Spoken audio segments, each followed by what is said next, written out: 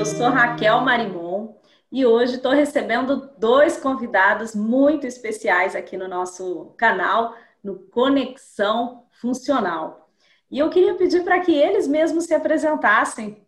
Acho que fica mais informal e mais agradável a nossa conversa. Então, vou começar aqui com o Tiago. Tiago, por favor, fique à vontade. Bom dia, Raquel. Bom dia a todos.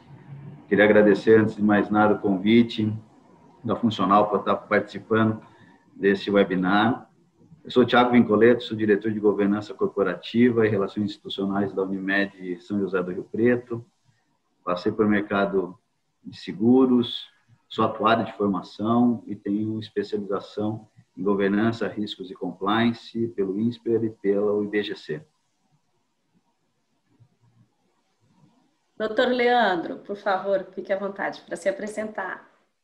Olá, bom dia. Antes de mais nada, obrigado pelo convite. Bom dia, Raquel. Bom dia, Tiago. Bom dia a todos que estão nos assistindo. Meu nome é Leandro Guimarães, eu sou médico do trabalho, sou ortopedista e traumatologista. Tenho MBA em Gestão Empresarial e Executiva Internacional, fiz ergonomia, um monte de coisa. E atuo na área de consultoria em gestão de saúde, segurança, meio ambiente. E estou muito feliz de estar aqui com vocês. Garanto que a gente vai ter um bom tempo aí de bate-papo. Obrigado mais uma vez. Bom, obrigada. Obrigada por se apresentarem, por terem aceitado o nosso convite para essa conversa. E hoje a gente quer falar um pouquinho do pós-pandemia, mas claro, não tem como falar do depois sem falar do agora, vamos falar do agora também, mas entender principalmente como ficam a saúde corporativa e a gestão de saúde populacional dentro desse contexto aí, nas experiências de vocês dentro das suas atuações. E eu queria começar aí falando sobre esse impacto que a pandemia trouxe para o doutor Tiago, né, como diretor de governança numa grande cooperativa médica. Qual o maior desafio de implantar a governança? Eu sei que a sua jornada aí tem sido bastante intensa, né? E nesse contexto em que a gente está menos disponível para se encontrar presencialmente, como é que você vem lidando com isso e quais são as soluções encontradas para dar continuidade aos projetos em curso? Muito bom. Essa pergunta é importantíssima, Raquel, porque os planos de saúde precisaram se preparar e estar aptos para lidar com o Covid do dia para a noite. Nós aqui na nossa cooperativa, a gente tem implementado os pilares de governança corporativa há pelo menos 2 anos. E tanto falando de governança, quanto riscos, quanto compliance, gestão de crises, isso que é importante, então plano de continuidade dos negócios. E o que fez a nós prepararmos a cooperativa para enfrentar, quando foi decretado a pandemia, logo no segunda quinzena de março, a gente já está preparado. Então, uma das ações que nós fizemos já de imediato foi decretar esse estado dentro da nossa cooperativa e traçar algumas metas. O conselho passou a se reunir quase que diariamente junto com a diretoria executiva, ter uma agenda forte para a gente olhar fluxo de caixa, salvaguardar os nossos funcionários, estoques, porque a gente sabia que poderia vir uma falta de EPI, uma alta do dia para a noite. Então, nós traçamos um roadmap para a gente enfrentar todas essas dificuldades que poderiam afetar a nossa operação. Principalmente, a gente tem que olhar também para os nossos cooperados, os nossos 1.500 sócios. E um dos pontos foi fazer um plano financeiro para eles, até adiantar a sua produção médica, porque nós sabíamos que eles poderiam enfrentar dificuldades por conta da paralisação, de não poder mais ter consultas e a gente ter um lockdown. Aqui em Rio Preto, nós estávamos umas semanas atrasadas em relação às grandes capitais do Brasil, principalmente São Paulo, e a gente viu que isso está se refletindo. Então, a gente tem ali quase 1 mês de atraso. Então, o que vocês passaram, a gente já serviu um pouco de experiência também para a gente atuar fortemente. E até então, a gente seguiu nesta agenda quase que esses 6 meses, e agora ela está se exaurindo aos poucos. A gente está vendo que estão abrindo, a gente está voltando a alguns consultórios, mas a governança precisou agir fortemente e apoiando as operações e a nossa área assistencial. Muito bom. E você, doutor Leandro, como gestor de saúde de uma empresa que não parou durante a pandemia, qual foi o maior desafio que você encontrou e como que encontrou soluções para contorná-lo? Vamos lá, né? Dentre os diversos desafios da pandemia, era o maior e na época eu estava ainda trabalhando numa empresa chinesa, então a gente tinha, além de tudo, a imagem também, porque tudo começou lá, né, na China. Então, a primeira coisa foi se antever. A gente tinha que se antecipar a todos os fatos. Então, da mesma maneira, foi criado um plano de pandemia. Já tinha um plano de pandemia, ele foi colocado em prática. Foi criado um plano de manutenção do negócio.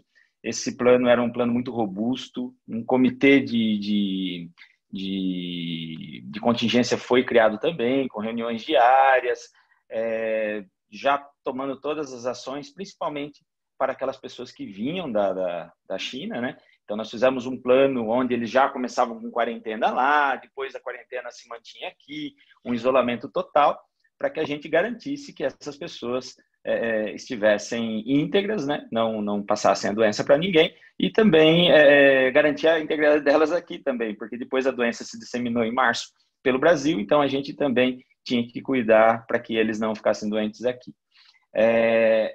Acho que o maior desafio foi pensar fora da caixa, né? Então, foi muita inovação. A inovação ela passou a ser essencial. Aquilo que era um plus passou a ser essencial. Hoje, você inovar e trabalhar de maneira preventiva é essencial para a manutenção de qualquer negócio. Então, eu acredito muito que a pandemia ela trouxe algumas necessidades que até então elas não eram tão importantes na vida de muitas empresas. Obrigada. E nesse contexto atual, que certamente demonstrou a necessidade de se desenvolver um sistema de saúde mais resiliente para o futuro, capaz de proteger a saúde humana e preservar a sustentabilidade, né? E acho que bem os exemplos que você deu, doutor Leandro, são muito pertinentes nesse sentido. Tiago, me diz como é que as operadoras estão se preparando para isso? Porque quando a gente fala de saúde, né, claro que é uma preocupação das empresas ali com relação a todos os seus funcionários, mas é também da operadora que precisa viabilizar essas soluções. Raquel, vou pegar um gancho até que o doutor Leandro falou, né? As operadoras de saúde elas precisaram se reinventar, né? Inovar do dia para a noite.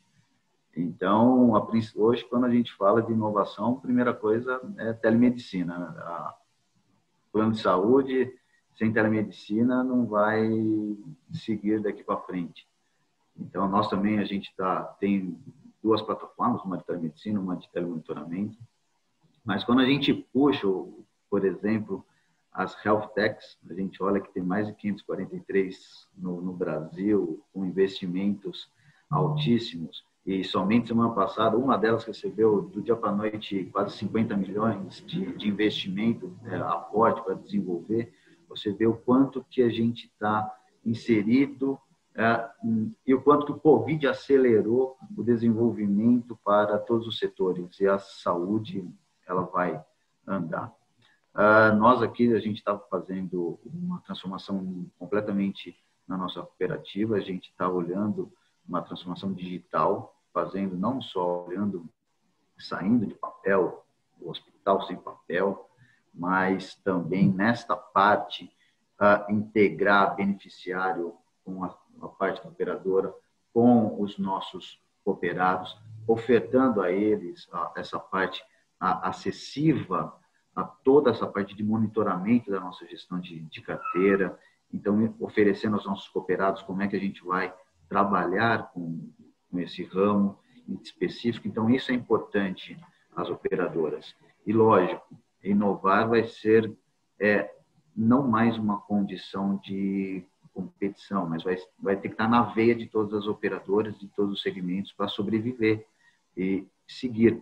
A gente TV, no final de semana mesmo, numa grande televisão, passou a parte de inovação, a parte de tecnologia na parte de medicina. Você vê coisas que você fica de boca aberta, que eu jamais imaginaria estar vendo aulas de medicinas que antes eram com pessoas mortas, depois passou para bonecos, agora totalmente em 3D, parte virtual. Então, olha como que o estudo também da parte médica vai avançar. E a gente tem que seguir nessa trilha e cada vez mais olhando para a experiência do nosso beneficiário e o nosso usuário e melhorando a condição deles. Não simplesmente ofertar o plano, mas sim ofertar e agregar cada vez mais na vida e no dia a dia dos nossos beneficiários.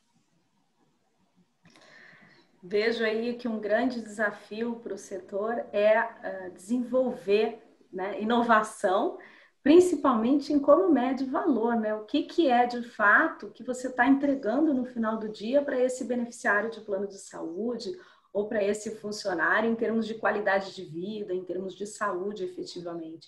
Então, esse é um grande desafio porque medir vida, medir qualidade nunca foi algo trivial. Não é trivial em nenhum ramo de negócios. E em saúde, em que você quer medir saúde, como mede saúde, né? Até porque parte do resultado de saúde que o indivíduo tem são escolhas muito pessoais, muito íntimas, muito particulares. E aí, a minha pergunta agora vai para o doutor Leandro, né? Como é que as empresas podem melhorar esse cuidar dos colaboradores e até que ponto ela pode, de fato, interferir ou tem um papel, né, relevante nesse processo? Antes de mais nada, a gente tem que conhecer os riscos, né? A gente tem que identificar esses riscos, conhecer, se tornar amigo deles, né? E trabalhar com respeito. Na verdade, o maior problema que eu vejo é que a onda de medo ela é muito grande. Então, o medo ele vende mais manchetes, ele dá ele fomenta mais as discussões. Então, o que a gente precisa, antes de mais nada, é trocar o medo pela informação. Então, a informação correta, com o conhecimento, ele traz segurança. Então, o que eu vejo de principal, então, nós conhecemos o risco, nós sabemos com que nós estamos lidando, entendemos ele, temos um conhecimento em cima daquilo. Com esse conhecimento, a gente trabalhar de maneira respeitosa. Nós devemos respeitar o coronavírus, nós devemos respeitar as outras doenças. A gente não deve ter medo. O medo, principalmente quando a gente fala com relação aos trabalhadores, acaba afugentando muito, acaba diminuindo a produtividade, acaba diminuindo, aumentando o nível de estresse. Se a gente for ver, nós temos muito mais problemas hoje psíquicos relacionados ao Covid do que, em si, pessoas diretamente afetadas pelo Covid. Então, o medo aprisiona as pessoas e a gente precisa libertá-las através do conhecimento. Então, isso tem que ficar muito claro. Não é o medo que importa, o que importa é o respeito. E se a gente conhece, a gente sabe como lidar, a gente sabe como prevenir, a gente sabe como trabalhar, é o caminho para que a gente possa evoluir de uma maneira mais adequada. O problema é que a gente tem uma luta injusta, porque a mídia vende o medo, né? Então, o medo ele está instalado o tempo todo, então dá mais manchetes de jornal, vende, mas dá mais cliques, mais likes, então é isso que a gente precisa trabalhar. Mas é muito fácil, a partir do momento que você conhece esse risco, você tem mais habilidade em tratar dele, fica muito mais tranquilo. E essa mensagem de tranquilidade para a população, tranquilidade não é desleixo, tá? Vou voltar a falar, o respeito é importante. Então, essa mensagem de tranquilidade é muito importante para que a gente possa conduzir de uma maneira coerente. Até como parceria aos planos de saúde, né? A busca constante pelos planos, por qualquer coisa, isso acaba sobrecarregando o atendimento primário, acaba também onerando o sistema. Então, é muito importante que as empresas, através dos seus gestores, tenham esse trabalho em paralelo para que isso não se torne uma bola de neve. Bem interessante essa visão. E aí você tocou num ponto interessante, que é risco, né? a gente só pode mitigar e tratar um risco que a gente conhece. Então, mapear o risco, entender ele e trabalhar principalmente com acesso à informação, né, com educar, né, as pessoas envolvidas também é parte desse processo aí. E aí vem a questão da confiança. Né? Quando existe uma relação de confiança e transparência, né, as partes entendem exatamente onde estão os riscos. E eu queria perguntar para o Tiago, como é que as operadoras vêm lidando com essa questão da governança e da transparência para gerar confiança com os seus clientes, com as suas partes relacionadas? Raquel, esse tema é latente para as operadoras, até vindo da resolução da ANS, a 443, de 2019, ela juntou uma série de legislações que já estavam disponíveis, né? A exemplo de uma lei anticorrupção, que é de 2013, e o seu decreto lá em 2015, ela pegou os frameworks ali de gestão de riscos, o que existia ali, COBIT, chegou e falou assim, agora vocês têm que adotar até 2023 e com um ano de evidência. E nesse meio tempo começou a surgir algumas novidades que já existiam no mercado securitário e no bancário. Ela juntou tudo, ela falou assim, então, eu venho aqui com o capital baseado em risco, você tem um risco legal, o risco regulatório, financeiro, você precisa ter uma auditoria interna, e as operadoras elas estão tendo que se adaptar. Lógico que grandes operadoras já vinculadas a grandes conglomerados financeiros e até que estão por detrás com reporte à bolsa, tanto nacional como internacional, já estão adaptadas. Isso daí já tem um nível de governança do nível B3 ali exigido pela Bolsa de Valor. Só que a ANS ela passou a exigir também das grandes operadoras ou das cooperativas que tem, por exemplo, o sistema Unimed, tem mais de 340 singulares. Então, isso começa a mudar. E o que impacta? Tem um problema lá num determinado estado, qual que é o meu reflexo aqui em São José do Rio Preto? Então, também eu preciso me precaver, eu tenho uma questão estrutural. E nós aqui na nossa cooperativa, a gente adotou rapidamente os pilares exigidos por essa legislação. Então, a gente tem uma diretoria específica de governança, riscos e compliance, com o qual eu sou responsável. Nós temos uma área de governança que assessora todos os conselhos, todos os comitês, principalmente o comitê estratégico, um comitê de recursos próprios, de novos produtos, leva esses assuntos para o conselho de administração para ser deliberado, assessora o conselho fiscal, o conselho técnico, entre outros. E também nós temos uma área de riscos e controles internos, que ali a gente juntou a parte de segurança da informação e também a continuidade do negócio. Abarca diretamente essa questão de TI, inovação, e também a LGPD, né, que todas as empresas estão respirando isso diariamente. É a nossa área de compliance, que é responsável pela parte do canal denúncia, código de ética, toda a parte comportamental e disciplinar da nossa cooperativa.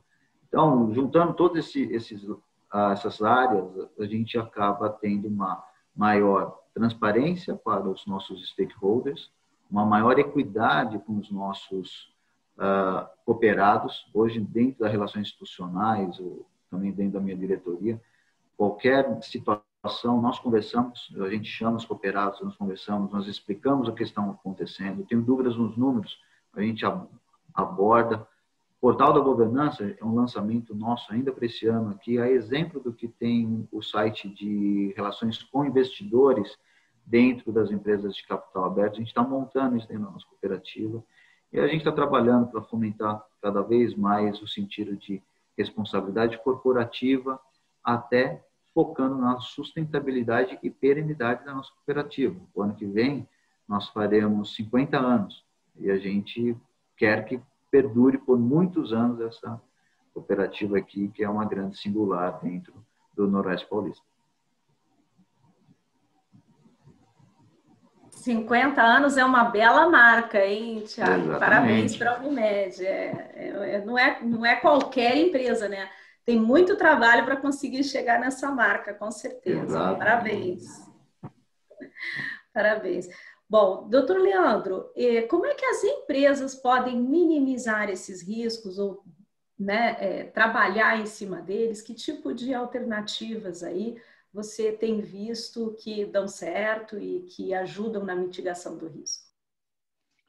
Bom, primeiro eu quero cumprimentar aqui a síntese que o Tiago fez sobre os planos de saúde, né? É interessante que a gente que, como usuário, nossos trabalhadores como usuários finais, acho que o plano de saúde é só o provedor da saúde ali, mas existe todo um sistema de background tremendo.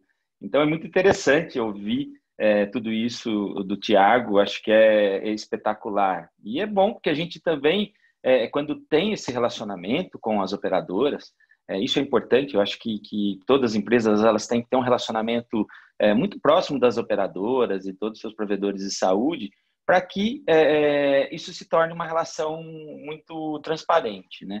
Principalmente para os trabalhadores. Então, vamos lá, eu acho que como minimizar os riscos? Principalmente ganhando a confiança dos trabalhadores. Como o tema, né? Começou tudo com a confiança, e a confiança a gente adquire, como eu já falei anteriormente, trazendo a informação.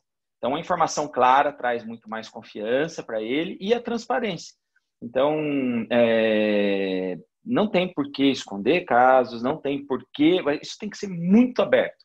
E a chave é você conseguir o engajamento. Mas não só o engajamento da alta diretoria, o engajamento dos stakeholders. A gente precisa do engajamento desde o presidente até o pessoal do chão de fábrica. A gente precisa do engajamento até porque essa pandemia nos ensinou muito sobre empatia. Na verdade, fala-se muito sobre o uso de máscaras e tudo mais, e a gente sabe que a utilização da máscara é mais para proteger o próximo do que a si mesmo. Então, é extremamente importante que cada um entenda que o cuidado que ele tem consigo mesmo é o cuidado com o outro. E aquele cuidado que ele vai ter com o outro pode ser que seja uma pessoa super saudável, que por mais que pegue a doença, não vai ter evolução com problemas mais graves, mas ele tem um relacionamento familiar. Então, é isso que trouxe muito para a gente. É claro que no que era possível, né, ser feito à distância foi feito, mas existem atividades essenciais que é impossível você fazer em home office, né? Principalmente aquelas funções de produção. Então, você criar, trazer esses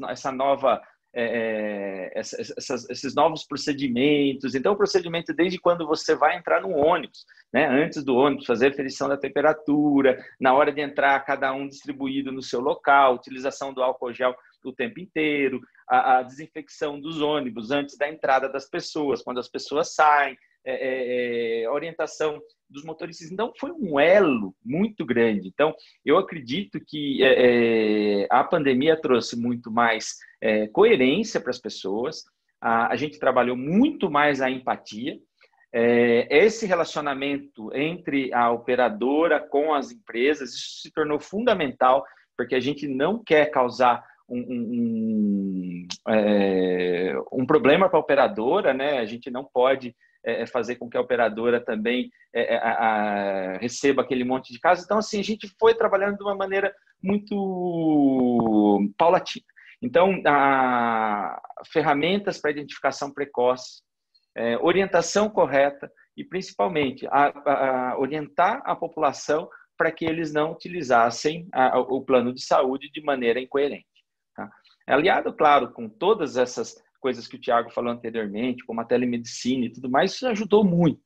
Então, dentro da empresa em que eu estava, a gente criou um sistema de WhatsApp eletrônico, automático, onde as pessoas já se conectavam pela ferramenta, da ferramenta eles já tinham as orientações e respondiam um forms, e naquele forms a gente já qualificava para saber se aquela era uma ação que precisava de uma intervenção imediata ou não. Então, de novo, a reinvenção é fundamental num tempo como esse. Excelente, excelente. Então, a gente até está recebendo alguns questionamentos aqui e eu vou encaixar o nosso roteiro naquilo que a gente tinha combinado na conversa, porque eu acho que são muito pertinentes. E já que a gente está falando de gestão de riscos, penso que a questão aqui que o Antônio Marcos Zanetti trouxe para a gente é muito, se aplica direto aqui para a gente conectar os pontos do que já colocamos, tá? Ele questiona sobre a atenção primária, né?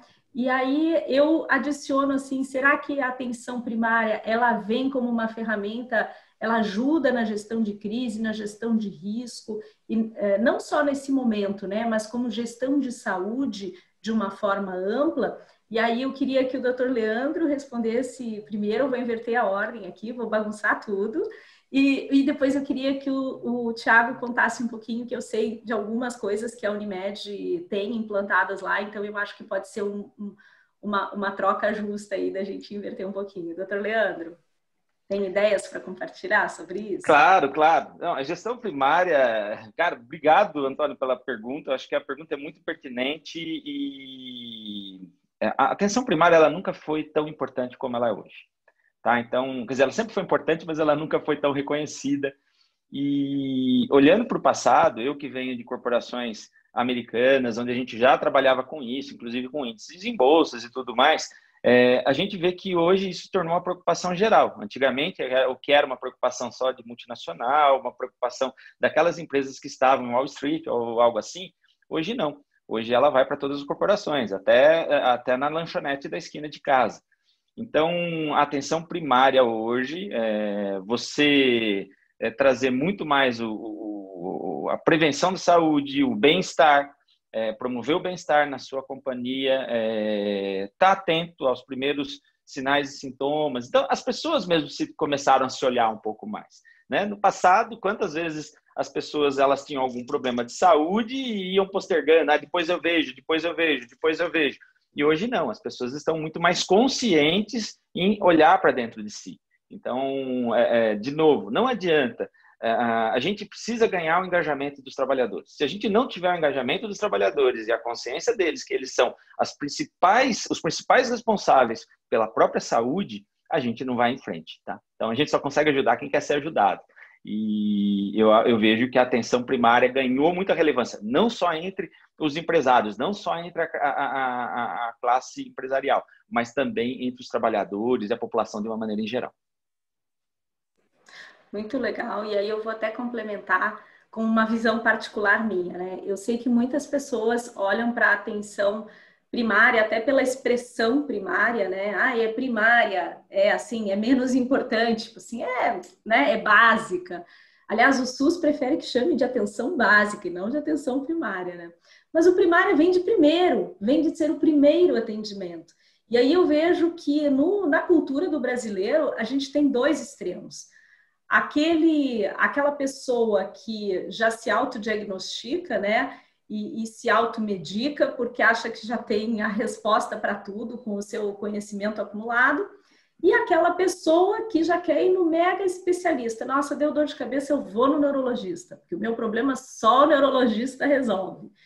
E, na verdade, eu acho que em ambos os casos, o que nos falta é conhecimento especializado, até para decidir qual é a especialidade ou qual é o conhecimento necessário para tratar daquele sintoma.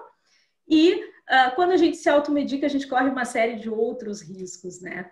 Mas, enfim, a atenção primária, para mim, ela tem muito mais, está muito mais relacionada com a atenção integral. É olhar para o indivíduo como um todo. Porque mesmo o super especialista da especialidade, ele só vai olhar uma parte do seu organismo, né? E o nosso organismo, ele está todo conectado. Então, ter alguém que olha para a gente como um todo, certamente vai nos fornecer uma saúde melhor ou uma assistência à saúde melhor.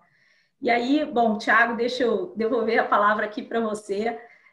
Sei que a Unimed tem várias iniciativas, tem um projeto lindo sobre atenção, gestão de saúde, principalmente.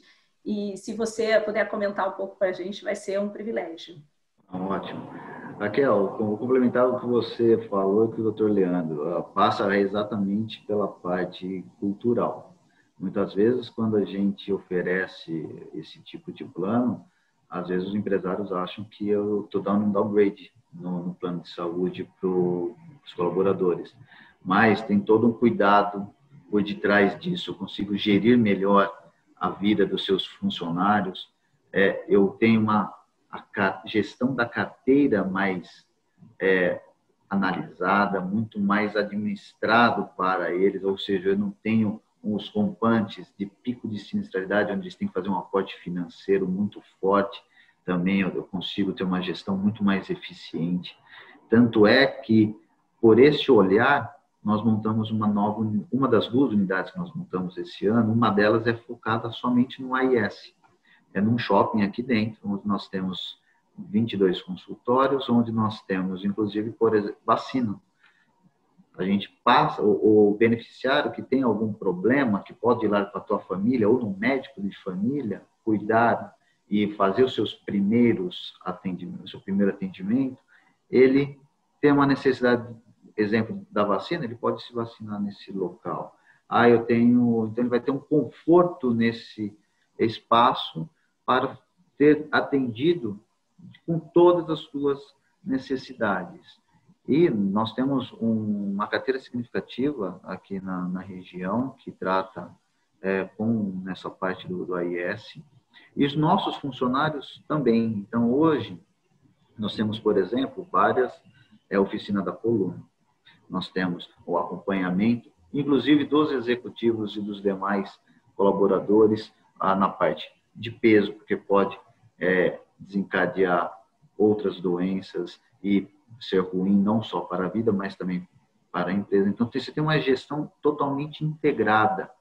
E outra, quando eu tenho a parte de gestão da saúde, da minha carteira como um todo, eu saindo um pouco do AIS, eu vejo os crônicos. Eu já consigo monitorar aqueles que podem ser heavy users na frente, e eu consigo direcioná-los para alguns especialistas para cuidar da saúde.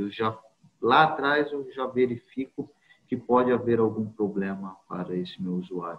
Então, essa gestão da saúde é muito importante, que a Unimed faz, e a tendência de todos os planos de saúde farão daqui para frente. Assim quero crer, né, doutor Tiago? Porque é tudo que a gente quer ver, cada vez mais essa saúde integrada e os planos assumindo aí um protagonismo bem importante de forma integrada com seus clientes, com as empresas contratantes. E aí uma segunda pergunta que apareceu aqui foi sobre telemedicina. E assim, se fala muito, a gente tem visto muitas lives, webinários, né, sobre o assunto. E eu queria saber na opinião de vocês, aí vou manter essa ordem invertida agora. Doutor Leandro, a telemedicina, ela veio para ficar ou não? Ou ela é temporária? E a outra pergunta é o que será das consultas, se ela veio para ficar, o que acontece com os consultórios e com as consultas presenciais? Bom, excelente pergunta, né? Porque essa acho que é a resposta que vale $1 milhão, né? Então, se alguém puder responder, por favor, me dê aqui, porque eu vou querer ela também, esse $1 milhão. Opinião pessoal, eu acredito que a telemedicina veio sim para ficar. É claro que nós vamos ter que se reinventar como médicos. Algumas especialidades é impossível você praticar a telemedicina, mas a tecnologia está aí. Nós já sabemos que em alguns lugares do mundo opera-se à distância, então eu acredito que a distância vai reduzir muito. Antes aquilo que você precisaria estar presencialmente, hoje você não precisa, não só na medicina, como também nas relações corporativas, né? Hoje a gente faz uma reunião de uma maneira muito mais natural do que se fazia antigamente. Até pouco tempo estava se discutindo muito sobre audiências judiciais por conferência, né? De repente elas se tornaram impossíveis. Então eu entendo, de novo, tendo um olhar otimista sobre tudo que a gente tem passado, eu vejo que nós estamos crescendo muito com tudo isso. Então a gente tem uma série de vantagens. E com relação aos consultórios, da mesma maneira, o consultório vai ter que se reinventar. Eu sempre digo, né, que aquele médico que tem o seu consultório com a plaquinha na porta, com seus diplomas pendurados na parede, aquela sala que é o antro dele, que é o reino dele, isso acaba. Consultório parado hoje é igual avião no chão, ele não dá lucro. Então, para uma clínica se manter estável, ela tem que ter aquele consultório, o movimento girando. Então, para uma pessoa, para um profissional que opera, por exemplo, enquanto ele está no centro cirúrgico operando, o ideal é que a sala dele esteja rodando, até porque você vai ter ali sua secretária, pessoal da limpeza, pessoal de segurança, que vai estar rodando. Então, eu acredito que tudo vai passar por uma mudança, não só na medicina, como nas relações pessoais, como na relação corporativa. Muitas empresas, a gente já ouve que adotaram, né, o home office e muitas não vão voltar, ponto. Algumas estão postergando, mas principalmente empresas de tecnologia, já há uma decisão. Houve o lado bom de tudo isso também. É claro que aí nós temos as alterações psicológicas, né? As pessoas que ficam mais sozinhas, diminui o socialismo, a interação com as outras pessoas. Então, assim, existe uma série de pontos positivos e de pontos negativos. Mas eu ainda acredito que os pontos positivos são maiores. Resumindo, telemedicina, para mim, veio para ficar e o consultório vai ter que se reinventar. Muito bom, bem resumido, mas realmente é a pergunta de $1 milhão. Quem não quer essa resposta, né? Poder saber antes o que vai acontecer no futuro. Mas legal a gente ouvir a sua posição, sua visão, claro, de alguém que está muito conectado aí com tudo que está acontecendo. Tiago, e lá na Unimed veio para ficar? Então vamos falar de um caso específico, né? A solução ela é permanente ou foi uma solução que atende apenas temporariamente essa demanda? Não, a gente, nessa pandemia, a gente adquiriu uma ferramenta para a gente oferecer para os nossos 1.500 cooperados. Nós mantivemos o valor da consulta, mesmo com telemedicina. Então, essa foi uma grande sacada também. A gente viu algumas singularidades diminuindo, nós aqui mantivemos. E acredito e concordo com o Leandro, veio para ficar. O consultório vai ter que ser reinventado, a forma de trabalhar, assim como nós, não médicos, nós tivemos que nos adaptar nessa parte da pandemia. Lá em abril, era meio complicado a gente fazer reunião virtual todos os dias, era meio incômodo, agora já está normal, a gente já se adaptou. Acredito que vai ser a mesma forma. Novos planos estão surgindo com telemedicina. Você tem várias propagandas, seja plataforma, aí, redes sociais, telemídias, a parte televisiva, fazendo já propaganda, consulta com telemedicina a X reais. Então, as operadoras também vão ter que se adaptar, ela tem que ser regulamentada ainda, né? Mas eu acredito que após pandemia ela acaba sendo regularizada e veio para ficar. Vários países já têm. Então, Inglaterra, hoje você está com queimadura, você manda para o seu médico uma foto via WhatsApp e ele fala, pomada X. Então, isso também eu acredito que é tendência, assim como fora do país, aqui também veio para ficar.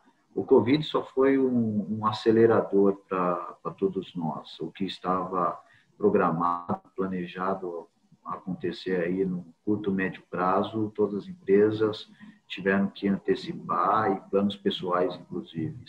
Então, acredito que todo mundo está nessa trilha e nesse roadmap para seguir com a telemedicina. Muito bom.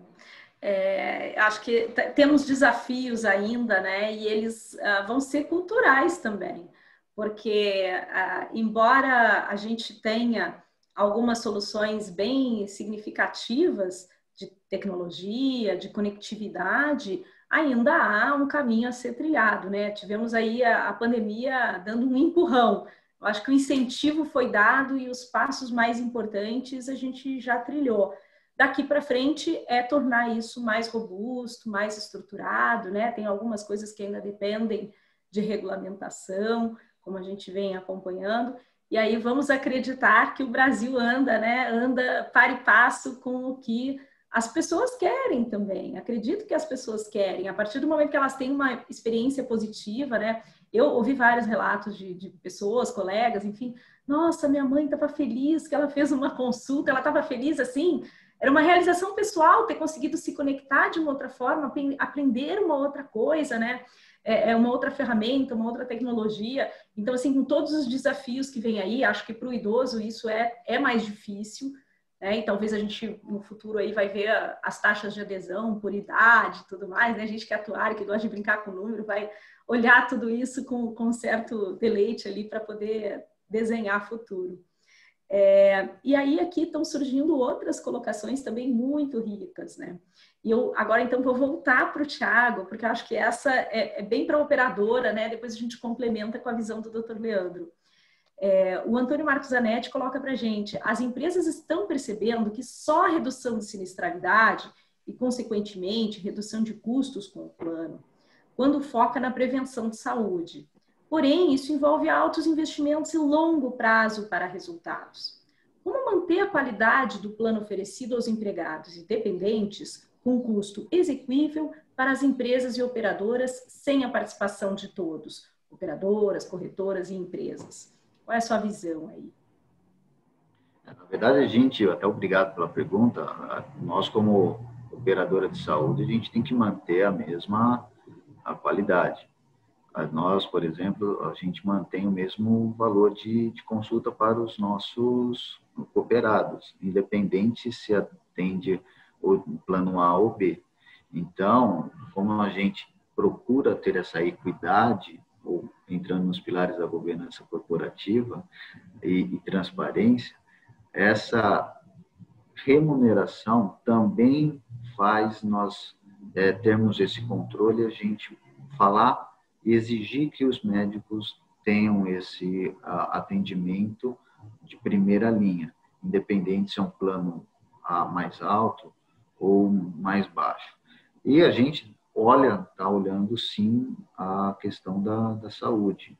A gente tem investido em ferramentas e pesado, e o investimento a gente sabe que não é barato, para ter essa gestão à vista e melhorar esse ciclo dos nossos usuários.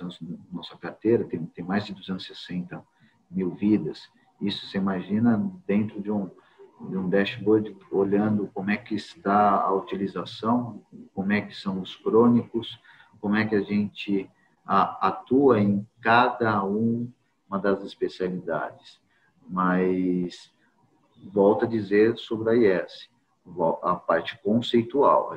Aqui no Brasil ainda a gente precisa reforçar como um todo o objetivo e a parte que o AIS não é um segundo plano, não é um plano pior do que um outro que abarca uma determinada gama de colaboradores ou de usuários. Mas a gente está fazendo a gestão como um todo.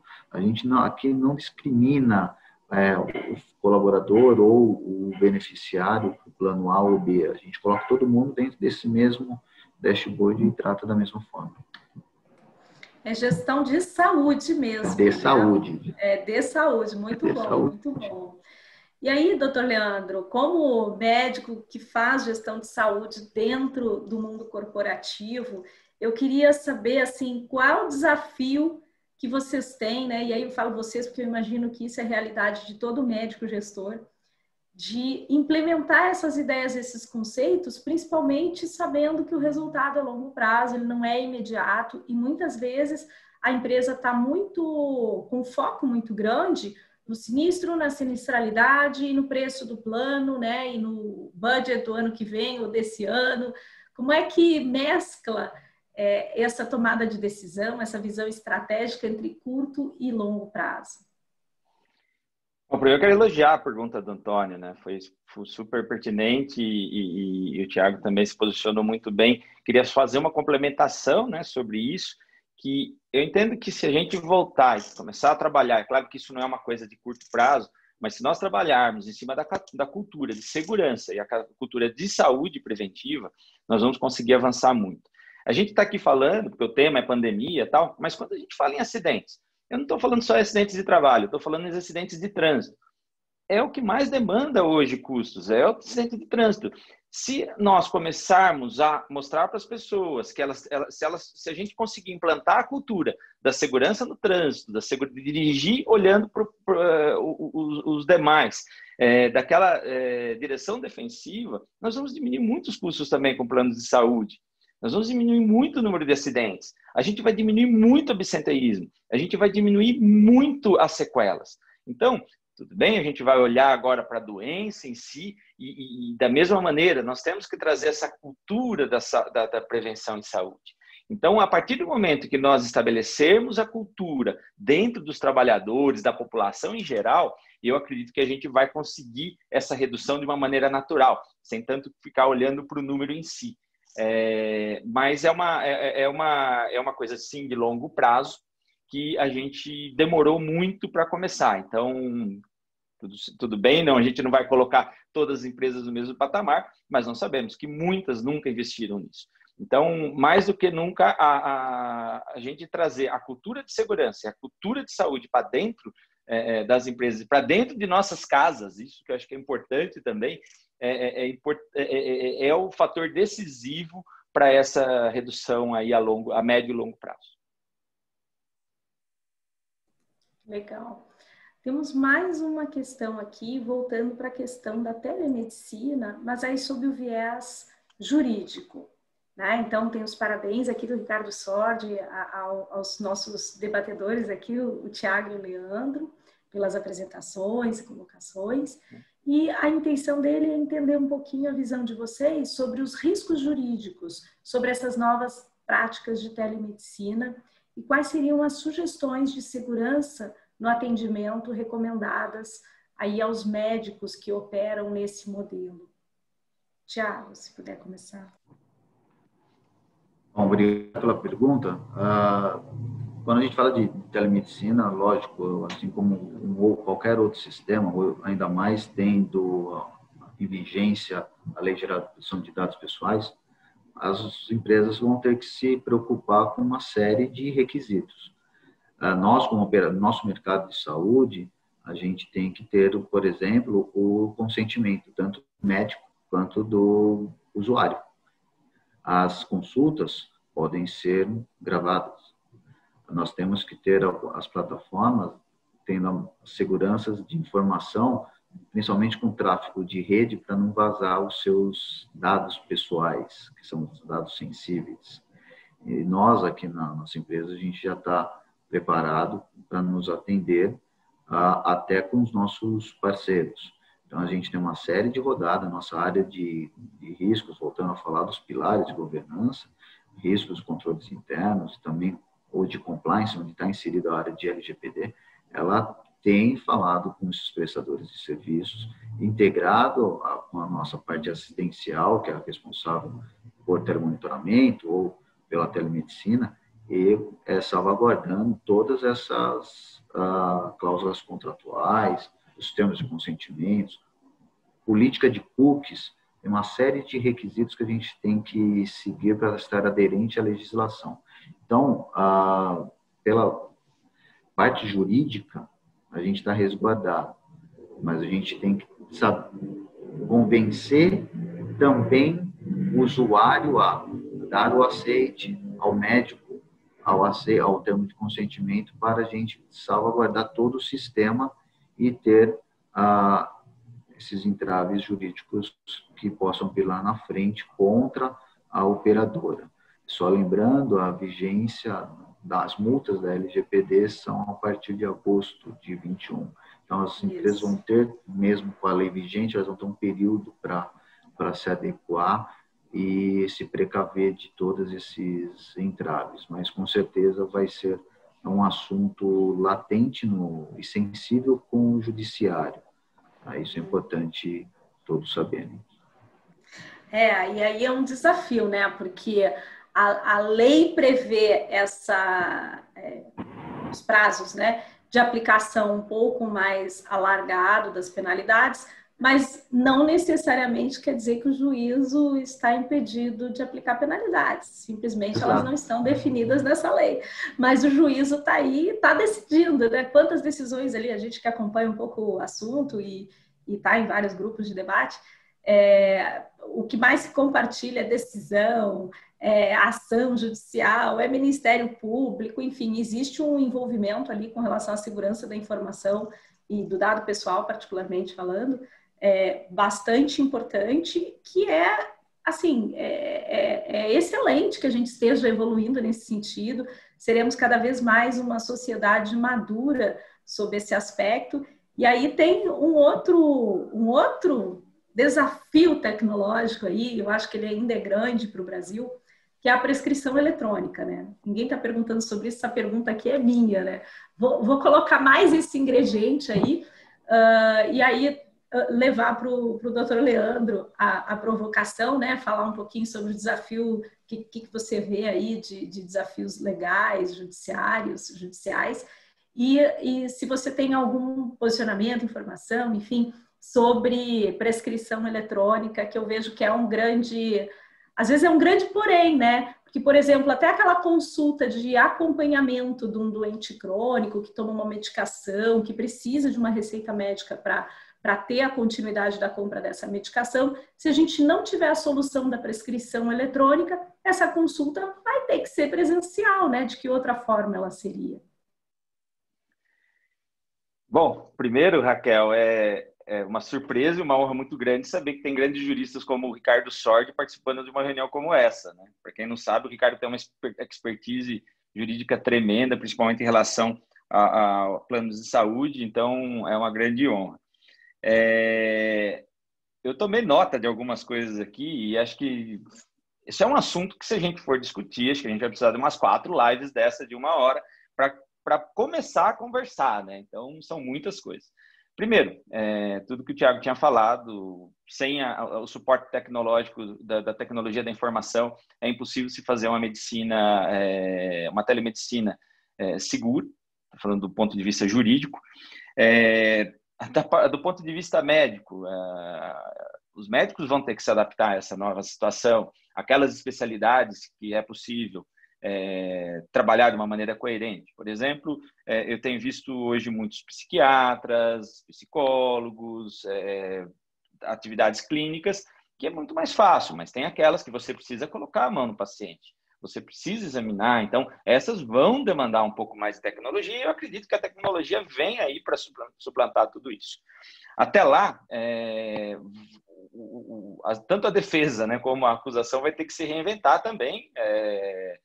Vai ter muita discussão, com certeza nós vamos dar passos e retroagir passos até que a gente chegue num ponto lá na frente onde a gente vai encontrar um pouco mais de coerência. Isso aí é novo, não só para mim, não só para você, não só para o Thiago, não só para o Ricardo, é novo para o mundo, é novo para a situação. E com relação às prescrições, ontem eu, avaliando um site, eu achei muito interessante quando eu vi uma validação de diploma, por exemplo, porque hoje é a mesma maneira. Se você, com qualquer Canva na mão, você faz qualquer diploma.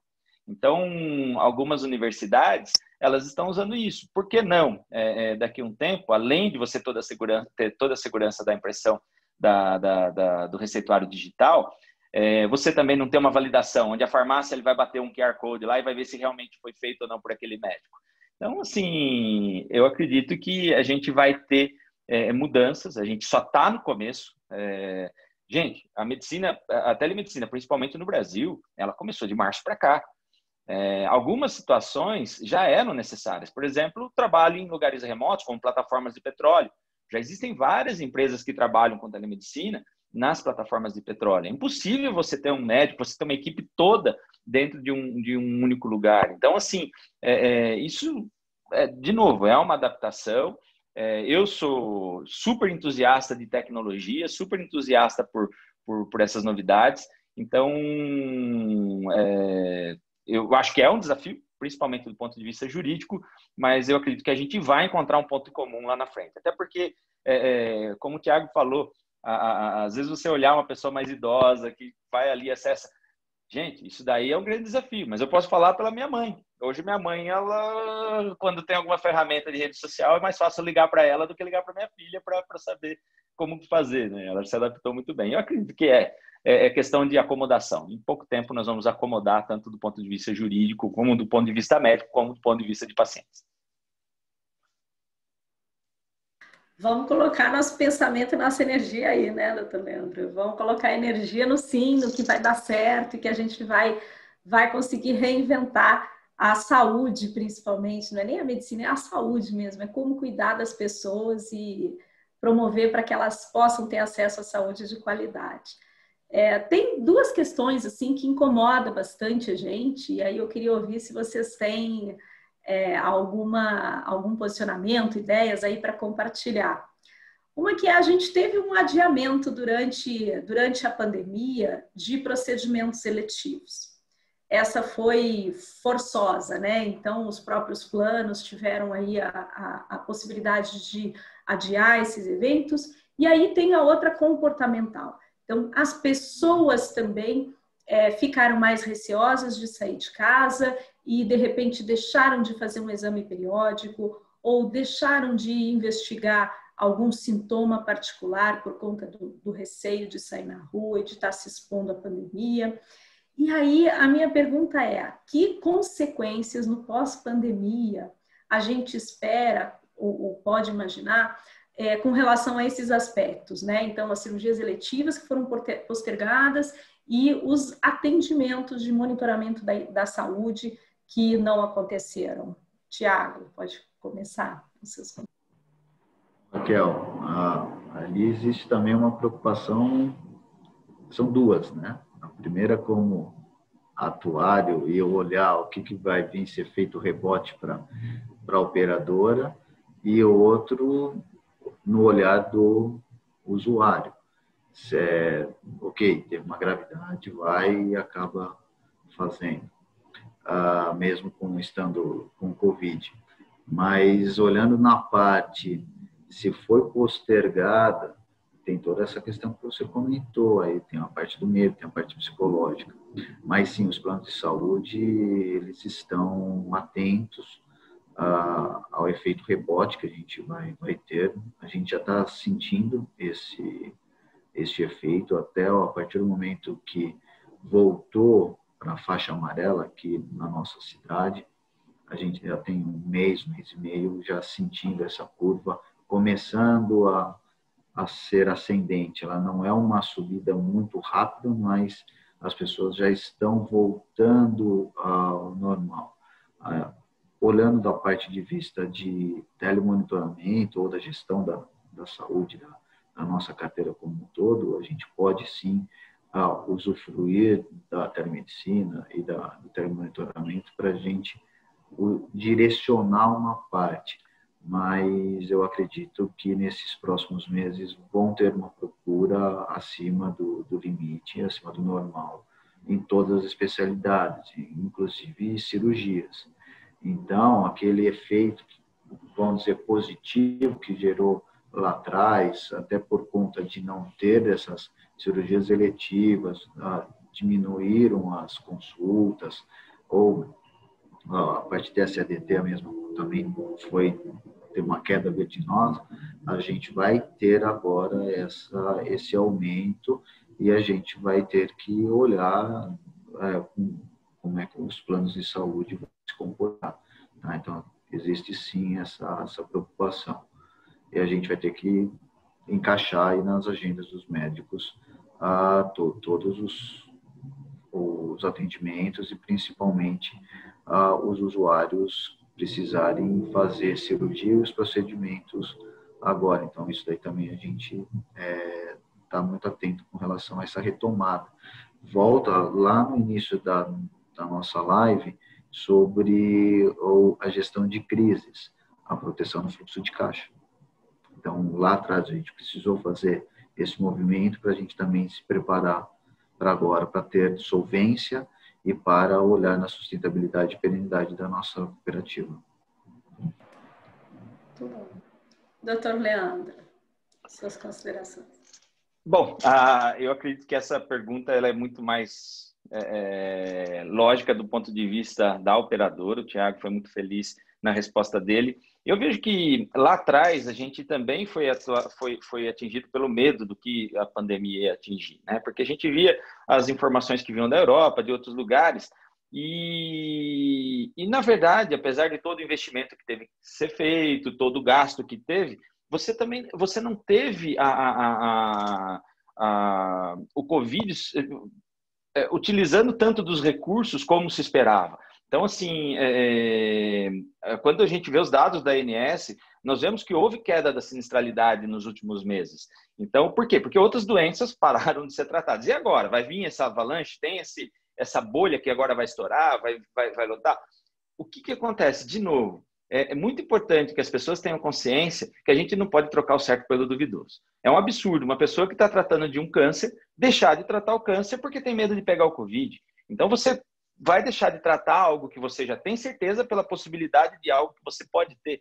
Então, isso é uma coisa que precisa ser muito bem trabalhada também com a população em geral. De novo, vou voltar lá, assim como o Thiago voltou lá no começo, eu vou voltar.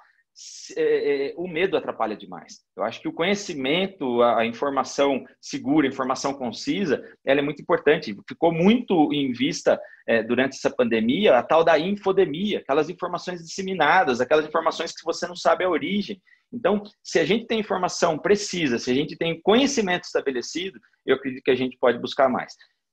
Resumindo, eu acho que no fim, o que vai acontecer? Como houve a queda da sinistralidade, provavelmente vai ter um aumento da sinistralidade, você vai ter sim um balanço negativo. No entanto, eu acredito que esse balanço não vai ser tão complexo como a gente achava lá no começo. Minha preocupação maior é com o número de desempregos, o número de pessoas que perderam seus planos de saúde, o número de pessoas que não conseguiram mais pagar seus planos de saúde. Então, isso sim, além de acarretar uma perda financeira para as operadoras, também vai, com certeza, sobrecarregar o sistema público, porque essa pessoa que tinha um tratamento, ela vai ter que tratar de qualquer jeito. Tá? Então, eu acredito que a gente vai ter que chegar nesse balanço, aí é só olhando lá na frente, projeções podem ser feitas, mas eu acredito que a gente nunca vai chegar a um número exato com projeção. A gente só vai conseguir dar essa resposta lá na frente, depois que essa pandemia que diminuir essa onda. Legal. Bom, muito obrigada. A gente está chegando em 1 hora de live, né? 1 hora de webinar aqui, de conversa, uma conversa muito agradável. Então, novamente, muito obrigada pela presença de vocês, doutor Thiago, doutor Leandro. Queria convidá-los aí a fazer as considerações finais. Vamos começar pelo Thiago. Bom, acho que o Covid esse novo normal aí, vai trazer mudanças e já trouxe na vida de todo mundo, mas a gente vai ter uma nova readaptação, uma nova cultura que vai ser estabelecida em todos os povos. Em termos de planos de saúde, eu vejo muito contente com o avanço que a gente está tendo em todos os aspectos, principalmente na parte de inovação e tecnologia. Eu concordo com o Leandro quando ele fala sobre o aspecto do desemprego. Isso nós também, a gente está muito preocupado com relação a o que pode vir a acontecer, o reflexo dessa pandemia, até no aspecto econômico do nosso país. Isso pode ter reflexos significativos na saúde, não só privada, mas também pública, principalmente a pública. Mas a gente tem que ir firme e continuar avançando com as questões não só de governança, mas também com as questões de inovação e tecnologia, e sempre olhando para o bem-estar do usuário, sempre olhando uma medicina de primeira qualidade. É o que nós pregamos aqui dentro da nossa Singular e dentro da nossa região. Nós somos formados por médicos. Eu, apesar de não ser médico, eu aprendi a ter total respeito e total carinho por eles durante esse período que eu estou aqui, nesses 2 anos. Sempre os admirei muito, apesar de já ter feito outros trabalhos em planos de saúde, em seguradoras, mas não estado lado a lado como eu estou agora. E sem contar a palavrinha propósito. Quando a gente coloca a palavra propósito dentro do plano de saúde, em tudo que nós fazemos, a gente faz com carinho, com amor, e é isso que os planos de saúde precisam fazer com os nossos usuários. É essa diferença que nós temos aqui na nossa região. Tudo que nós queremos fazer é de melhor para os nossos 260 mil usuários, e assim a gente vai seguindo forte e enfrentando essa pandemia aí, com muita convicção que a gente vai sair muito mais forte, muito melhor desse cenário. Com certeza. Doutor Leandro, suas considerações finais? Bom, mais uma vez, obrigado por essa oportunidade. Eu acredito que a pandemia vai tornar o povo brasileiro e a população mundial como um todo mais resiliente. Eu acho que a resiliência é a palavra-chave. Do ponto de vista corporativo, a gente aprender a trabalhar mais com a prevenção e com a gestão de saúde, principalmente análise de dados e tudo mais, é fundamental daqui para frente.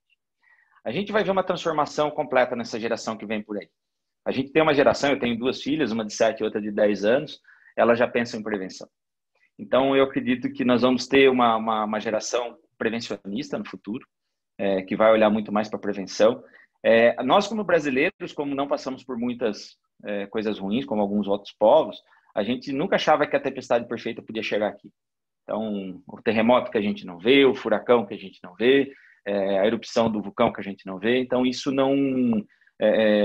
sempre deixou, aqui é o lugar onde é o paraíso, né? Então, eu acho que agora não, agora a gente conseguiu enxergar que nós somos sim passíveis de algumas situações, então a tempestade perfeita pode sim chegar aqui. Então, acredito que tanto os gestores como a população, de uma maneira geral, vão olhar mais para isso. Tiago, você fala, não sou médico, eu também me acho que eu estou médico, eu estou gestor, e eu acho que a gente tem que ser humano. Eu acho que sempre a gente tem que pensar na saúde das pessoas de maneira humanística e nunca deixar a nossa essência, que é o ser humano. Obrigado mais uma vez. Obrigado, Tiago. Foi excelente. Quero parabenizar aqui. Raquel, pela sua condição também. Agradeço demais por essa oportunidade mais uma vez. Um abraço a todos. Muito obrigado, Leandro. Raquel, obrigado. Obrigado pelas palavras, Leandro. É um prazer dividir com você e com a Raquel essa bancada aqui. Tudo bom. Gente, muito obrigada pela sua audiência, por ter ficado com a gente aqui até o final.